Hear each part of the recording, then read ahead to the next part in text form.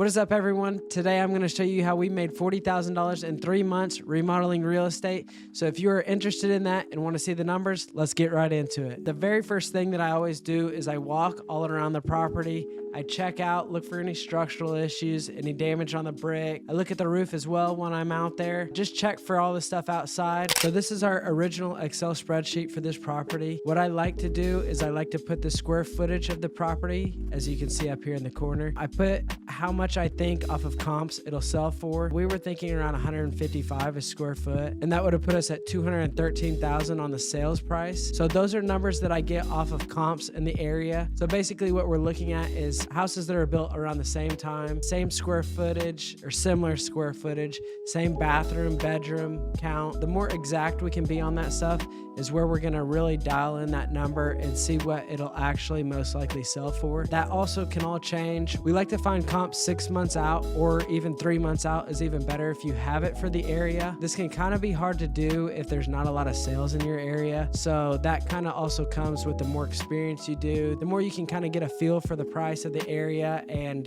what it's gonna end up selling for. Whenever you first start, I would recommend finding areas with lots of comps, lots of detail on that. That way you can really have a good expectation of what it's gonna actually sell for. So with this one, we were thinking around 155 a square foot. That would have probably been closer to what we got if we ended up doing a full remodel. We didn't end up doing the tile on this one in the bathrooms because it was good enough. We also thought that we might have to end up doing some structural work, which we did not have to.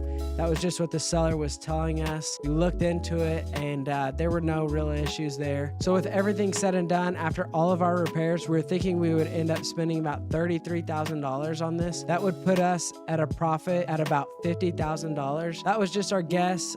We also did not have to end up doing structural work. That's why that number was so high. I did not have it in this spreadsheet, but I was thinking about that when we purchased it. So we really ended up saving about $10,000, $15,000 on possible structural work. So those are just the previous numbers that we ran, what we were hoping to make, and if everything went great, that was what we would make. So let's take a look at the new numbers. So we ended up purchasing the property for $111,000. So originally on this property, we put $500 down in escrow. That was just to get it in contract and all that stuff. We ended up spending about $4,400 to close the property. It took us about 2 months. The previous owner was trying to find somewhere else to live, get all this stuff out and all that. Try to work with people, give them whatever time frame they want to get out, and that works out for them, works out for us. So taking a look at what we actually ended up doing to this property, we spent about $4,500 on the laminate floors. That was about $2,700 for materials and stuff, and the rest was labor. We ended up spending about $1,000 on tile work. That was just for the backsplash and all the material for that as well. On the trim and carpentry, we ended up spending about $1,000.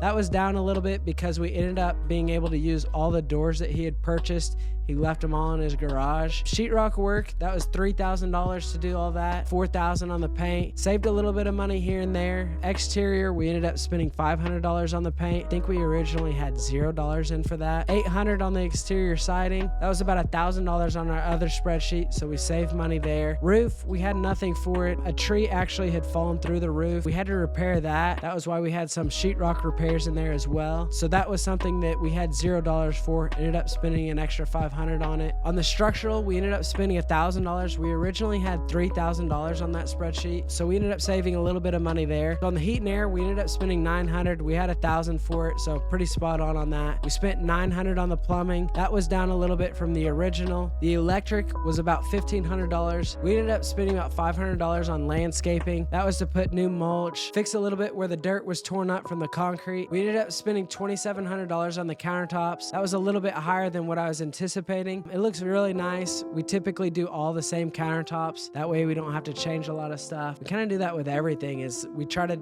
use the same stuff over and over again.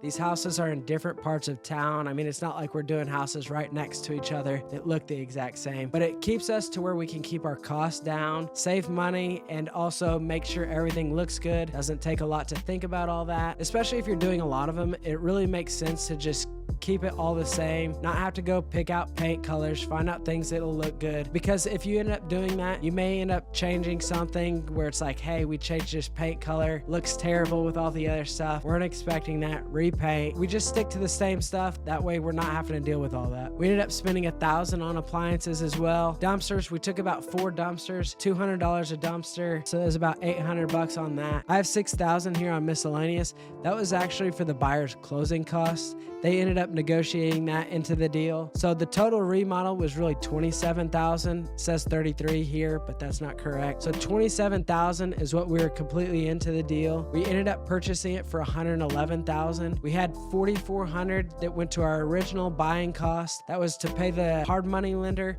and also for closing costs for the title company. We also spent about $3,500 in interest. That was for the 3 months that we had it with the hard money lender. And with a lot of my deals, you'll notice that we use a hard money lender. Saves us money. We don't have to put in a lot.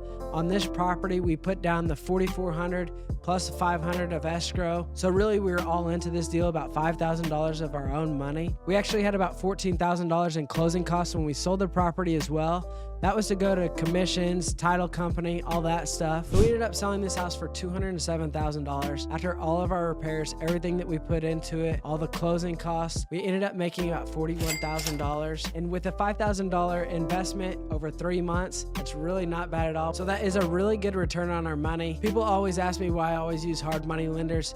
It's very nice because I don't have to put a lot of money into it. The way that I see it is that I wouldn't have purchased this property if I didn't have a hard money lender. So I'd rather pay him $6,000 and I made $41,000. So really, if I didn't use him, I would have made $47,000, but I really wouldn't have made anything because I wouldn't have purchased the property. Hard money lenders can be great if you know what you're doing. So basically, you just need to figure out the numbers, get qualified with a hard money lender, and just get out there and start buying real estate. So if you like this type of video or are interested in real estate videos, please like, subscribe, watch another video. I'm gonna put my Excel file in the description. I use it to run numbers on all of my properties. There's more to it with refinancing and all that stuff. The way I can figure out whether a deal is going to make sense using the refinance and all that stuff. That's something I will go into in another video. So please like, subscribe, watch another video, and thank you guys so much for watching.